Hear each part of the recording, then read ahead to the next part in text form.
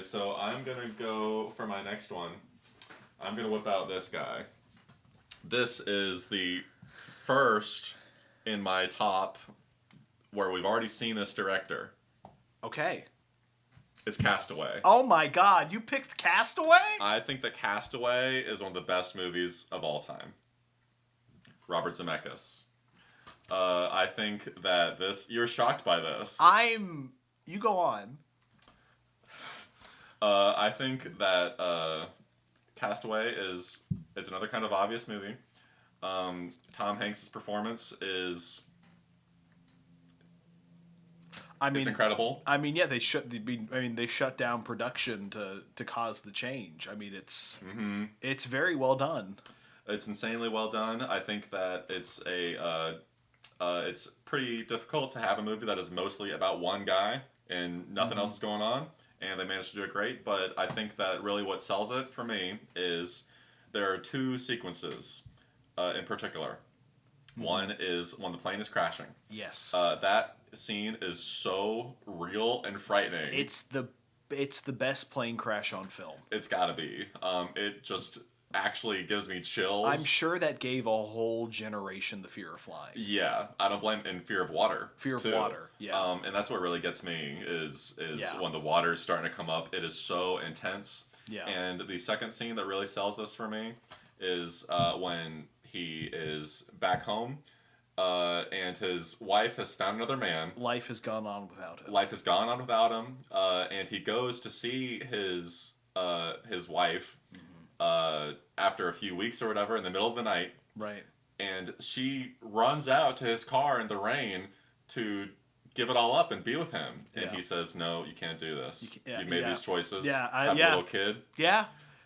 It's makes you cry. It's no, don't get me wrong. I need to rewatch Castaway.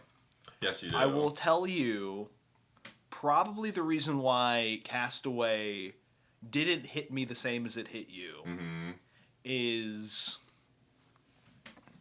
and this is a problem with many Zemeckis trailers, is they give away the twist in the trailer. Oh no, is so that the right? trailer for Castaway shows the scene where wife, new husband, and kid see the news of him coming back. See. And I saw that, I was a child, but I saw the trailer before I saw the movie. Gotcha. And That'll so that really kills Castaway if you know that going in. I mean, I believe this might be the movie that gave Tom Hanks diabetes. Oh, really? Because he had gone through so many physical changes throughout his career. Right, yeah. That just does such an impact on your body. Sure, yeah. That I think this might be the movie that he cites with actually giving him diabetes from the change. Yeah, it's a one man performance. It really is. I thought you were gonna cite the other scene as when Wilson's floating away. Oh yeah. But that's pretty powerful too. I know Castaway sits there, and I've heard. I don't think I'm the first person to talk about this, but I've heard that scene in Castaway separates the fundamental change between how a man trying to do the best in Castaway separates from the elements of Titanic. Okay. Because I heard somebody say to women, Titanic is a romance. To a man, Titanic is a horror film. Interesting. Where it's she had all of this life and all of this children, but she only cares about Leo DiCaprio, who she met for 3 days on the ship. Yeah, right. Meanwhile, Tom Hanks is I had a life with you. We can't do this because you have a new life now. Right. I can't be a part of it. And that that resonates with me. Oh, sure, yeah. That resonates. It's very real. Being willing to sacrifice what could be. I will rewatch Castaway. It's a beautiful film. I mean, even you mentioned that scene with it's Robin Wright as his wife. It's Robin Wright. Is it Robin Wright? Did I write something down for that? Helen Hunt. Oh, it's Helen Hunt? Yeah, it's Helen Hunt. But the scene when that happens all the time to me for them too. I'm sorry. Even when the volleyball is floating away, I mean, to be able to generate emotion out of a scene like that. Yeah, I another scene that doesn't do it for me is when he finally delivers the package. Yeah, it's not great. It's not great. I like that it is ambiguous. That you don't. It's not like he obviously has some big moment with that lady. But it's also not a full comedy beat about it being like a machete or a Swiss Army knife. Yeah, right. Yeah, so I appreciate that they left it ambiguous. It's not, it could be maybe a little bit more satisfying of an ending, but I think that overall, the performances and the emotions that this movie is able to generate make it one of the best. I need to rewatch Castaway.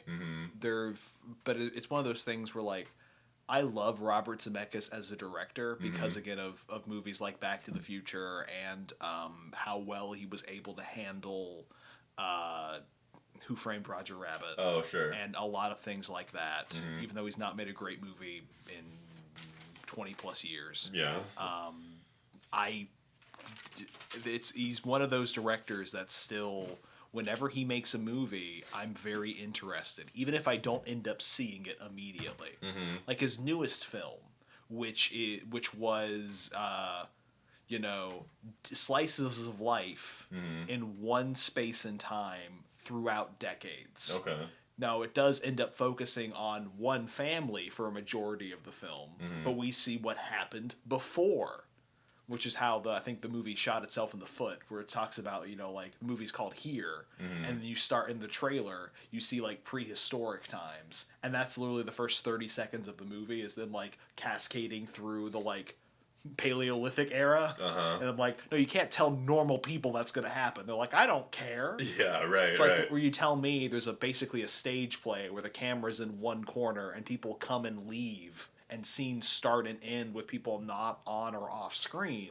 I'm interested. Yeah, that's interesting. But that movie lost so much money that Robert Zemeckis' next film is a thriller going straight to Netflix with Jennifer Lopez. Oh my! And I'm like, hey, Zemeckis is one of my guys. I've had a movie of his on my shelf for years to watch with one of our guys, Brad Pitt. Oh yeah. Have you seen Allied? No, I'm not familiar with that. Allied is an action film where Brad Pitt is like a U.S. agent who gets, and his wife is also an agent during World War II.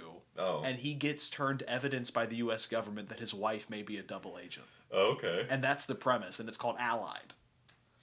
And like it came out, I believe, right before COVID, or like right around like maybe late 2010s, and that like didn't do great, and that's what like started the like current cascade of Robert Zemeckis movies. Oh, but that's one of those movies like there's enough elements in there where it's like I can't wait to see that, and then it just sits there in my to watch pile for years. Hey, I've never seen it in the stack, so throw it in there.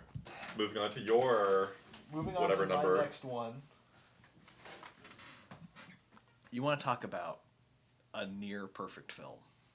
Let's see it. Have you ever heard of the movie called Dave? I have heard of Dave. This is the one where he's the president. Yes. Okay. This is the one where, and keep in mind, this movie came out in 1993. Yes. The premise is that the president is having an affair, has a heart attack, and his two chiefs of staff don't know what to do. Right. So they hire somebody who did an impersonation of the president and have him become the president just so they can have him there for the transition of power. Yes. And then it quickly becomes what happens when a normal person who's just doing their best becomes the president of the United States. Right. And it gives you so much hope. Okay. And it's also a perfect film.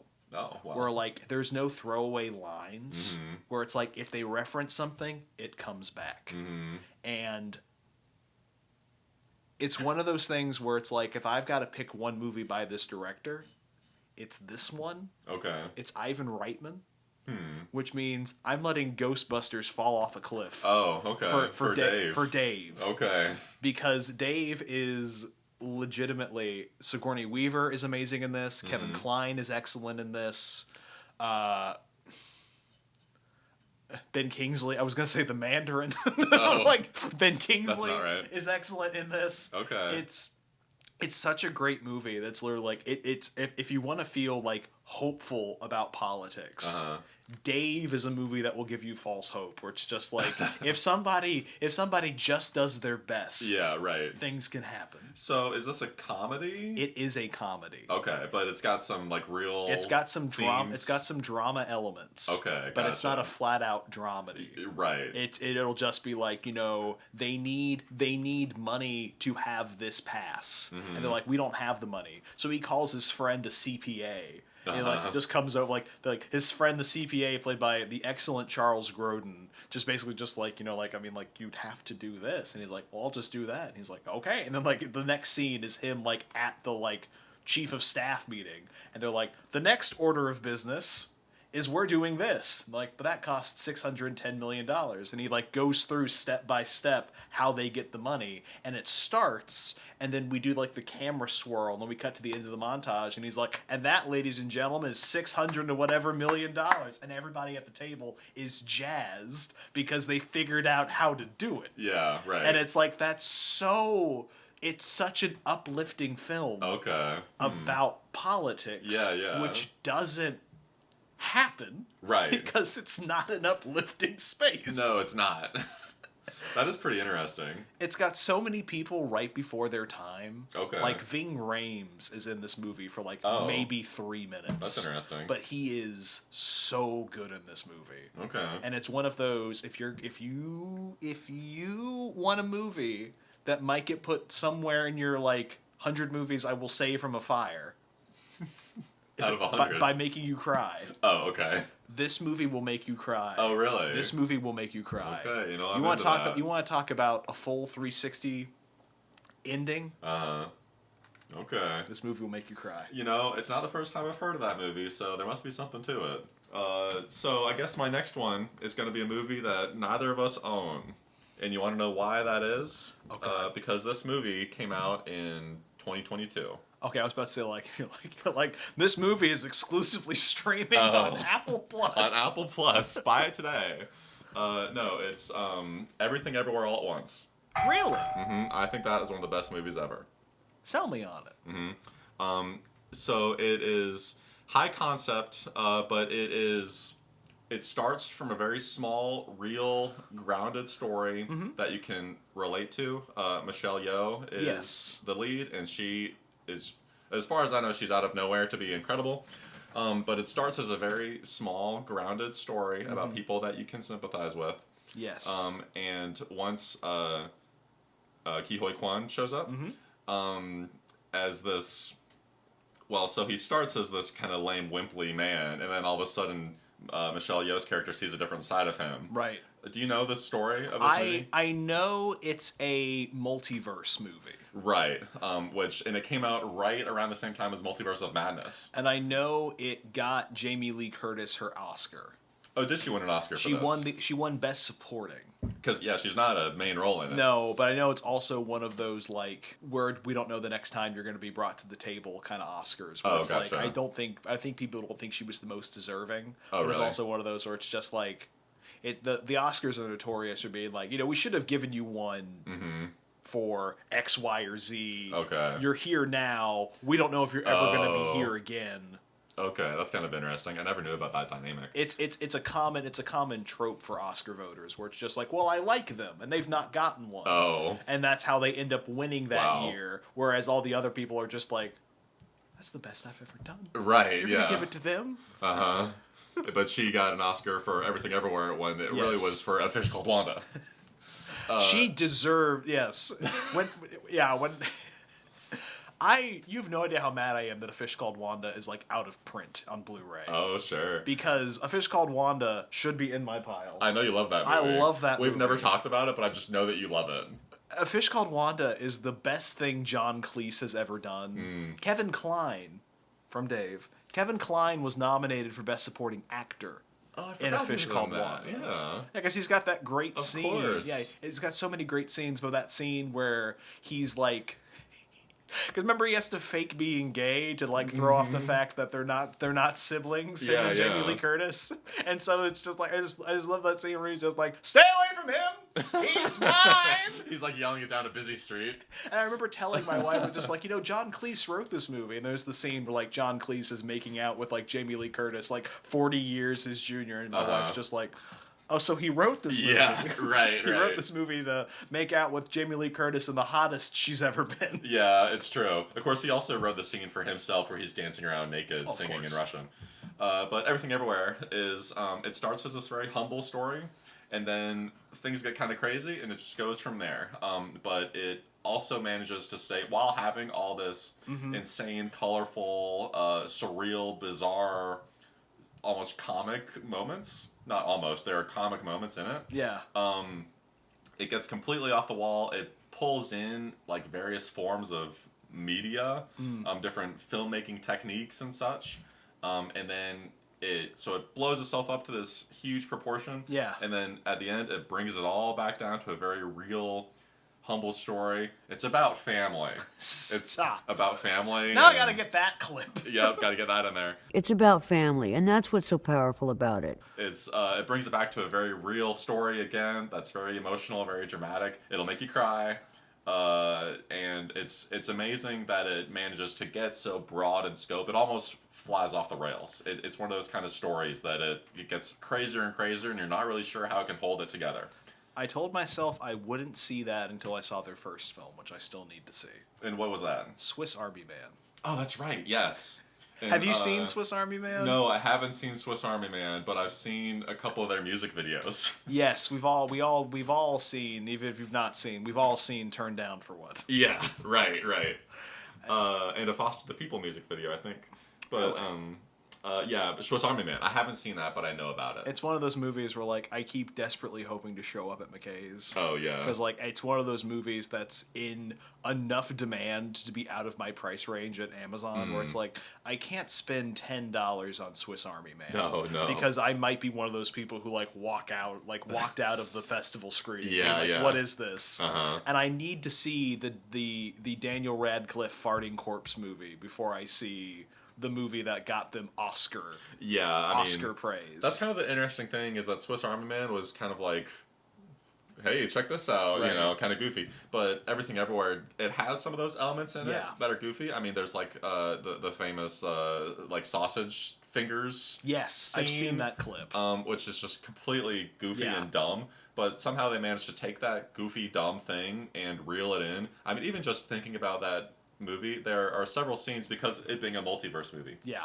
There are parts where, well, I guess a big part of the premise is that Michelle Yeoh can tap into other universe versions of her and use those traits Oh. here and now, which is how lots of the action scenes unfold. Yes. Is she will lock into a version of her where Right. she was a famous, it's like a taekwondo instructor or Yes. something, and then she knows kung fu. Or Yes. I'm not using the right words No, for this, you're but martial fine. arts. Right. You just thought of the Matrix. That's what you I said. know, I'm sorry. But so there's really, and it shows all that. It's like she acts out this other version of her for some quick, literally 1 or 2 second shot, and then it's back. Okay. And there's lots of really quick shots like that are just a sight to behold. And the fact that the summation of this movie, I think, Yeah. is that it gets so broad in scope, such a huge, insane story, but it manages to be held together by this very close, intimate story of people who are struggling to get by. And it's phenomenal. And I do know at the end it's about love. It's about family. And there, yeah, that's another thing where, like, my wife hates when a movie ends up being a love story if it's not a love story from the outset. Oh, okay. So, like, that's one of those reasons where it's just like that movie is one of those movies like Joker that, like, enough people bought that it ends up at McKay's dirt cheap, and I have just never gone through the motions of actually buying it. Yeah, well, I can understand, to your point about Joker, I can understand now that you've had time to have heard about this movie, Yeah. and not being one that's immediately appealing. Yeah. Because there's a lot of people say a lot of stuff about it. Yeah. And it's like, oh, okay, sure. I've always been interested in seeing it, but I've wanted to see Swiss Army Man first. Okay. Just because it's such an out there movie. Yeah, right. That like if everything out everywhere all at once ends up being their masterpiece, I don't want to see that and then Swiss Army Man. That's a good point because or whatever they make after this. Right. Because case in point, I saw Everything Everywhere in theaters. Yeah. And I have no interest in seeing Swiss Army Man. Correct. You have no. Meanwhile, well before Everywhere, Everything All at Once, I was just like, there's a movie where Daniel Radcliffe plays a corpse and is used like a Swiss Army knife. Right. And I need to see this movie. Because you mean to tell me that's the premise and the lead is Paul Dano, and it's like that. There's no way I'm not seeing that, and I have not seen Fair that enough. for 10 years. Yeah, and here we are. Now I've got just to ask. You don't have to tell me the exact. Sure. Do you have any animated films left in your selection? I do not. There were several up for consideration. I had several up for consideration, and I landed on the one that I love the most. Okay. I landed on Monsters, Inc. Hard to argue. I will tell you, we rewatched all of the Toy Story films before we went to Disney a few years back. Okay. And so was that 4 at the time? After going to Disney, we had seen Toy Story 4. Okay. And Monsters, Inc. is better than every Toy Story film. Okay, wow. I really think people forget how horrible Woody is in every Toy Story film. Okay. Like, he is the least likable character in every Toy Story film. Wow. And, like, I'm not even just talking about 1, where he's, like, basically the villain of 1. For the most part, until Sid shows up. The attempted murder aside. Yeah, right. It's one of those things where, like, Monsters, Inc. is such a wonderful story. And Monsters U is not far off. I've heard that's very good as well. Monsters U is beautiful in the fact that you got to see how much farther the animation had come between films. Of course, yeah. And they'll never do it. But in Monsters U, when they accidentally end up in the human world, have you seen Monsters U? I've not, no. They end up at a summer camp. Ben, you get to see what would Pixar's Friday the 13th looks like. Oh, yeah. It's dark, it's cloudy. Wow. There's fog. They're at a lake at a summer camp. It's beautiful, and I'm like, if Disney would just allow those assets in a film. But like a horror film? Monsters, Inc. is so perfect. Yeah. Because it's, again, just like with Back to the Future, there's a few better pairings between actor and performer than John Goodman and Sully. Yes. And Billy Crystal as Mike. That's true. And I love the world. It feels very lived in. Totally. I love the explanation of how the world works, why they've had to do this for so long. Yeah, it's a great universe. And then for it to have the happy ending where it's not like they have to live without. Right. We have found the better solution. It's not like, if solar power ever worked in a Mad Max film, and then they're like, well, then we don't have to do this anymore. You're right. It's like, not only have we made a better source, but now we show up into the kids' world and we make them laugh. Right. And it's like, that's so much better. And I never would have thought to do that. I would have just said we would have found a source without involving the kids. It's like, well, now we just show up and make them laugh because laughter is 1,000,000 times more powerful than screams. Of course, and it's like, yeah. That is such a sweet idea. It is, yeah. And the fact that we don't, that we end on him opening the door. I know, such a great shot. And just hearing Kitty. We don't have to see Boo. We don't have to see how many years have passed. Right. We just know that it's been some period of time. So many great performances. I mean, great moments. I mean, it's probably my favorite Steve Buscemi performance as well. I forgot that was him. I love him as Randall. Yeah, it's true. I mean, all the characters in this are so memorable. There's so many great lines. So many great lines. One of my favorite. It's hard for me to put Monsters, Inc. above Toy Story because I much prefer Toy Story 3's video game to Monsters, Inc. Scream Arena for the GameCube. Of course, Monsters, Inc. is one of the things where in the current age of Disney, where they're like all of their new IPs keep failing because they don't market them properly, Right. and they keep going back to the well. When they announced that they were destroying Muppet Vision 3D to replace it with a Monsters Inc. ride, I was only half hurt. But then for them to announce, finally, they're doing a Monsters Inc. 2.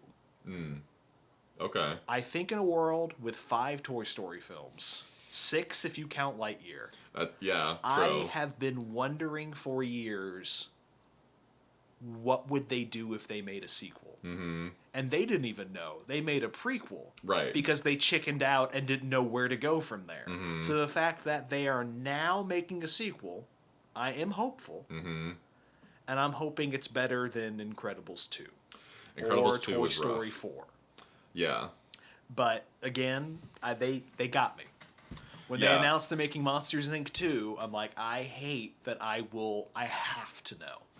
Because Billy Crystal is one of my favorite performers, and I didn't realize that until this last year. Oh, really? He's in my top 5 Okay, of wow. favorite performers of all time.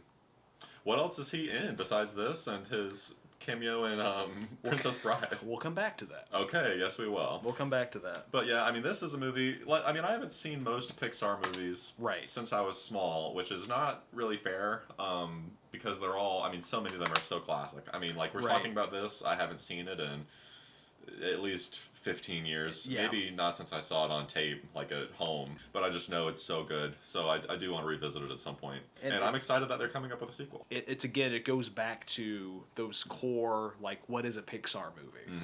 And they're like, what are the monsters? What do they feel like? Right. The monsters who, and then you introduce to kids the idea of just like, what if you hate your day job, but you have to do it? Yeah. You have to function in society. Well, they need Yeah. power. We got a power crisis. It really is genius. I mean, because it perfectly bridges the gap between Yeah. something that kids care about and think about, monsters, Right. and something that adults care about, Right. the boredom of a day job. Right, the economy, Yeah. the need for power. It's like, well, how do we function? There's a crisis. The screams aren't doing it anymore. Yeah, right. That's true. It really does help make that a great movie. I'm really inspired by this conversation. You wonder. Put that in the thumbnail. No, the thumbnail's both of us wiping our tears Oh. for me talking about Paddington Paddington. 2.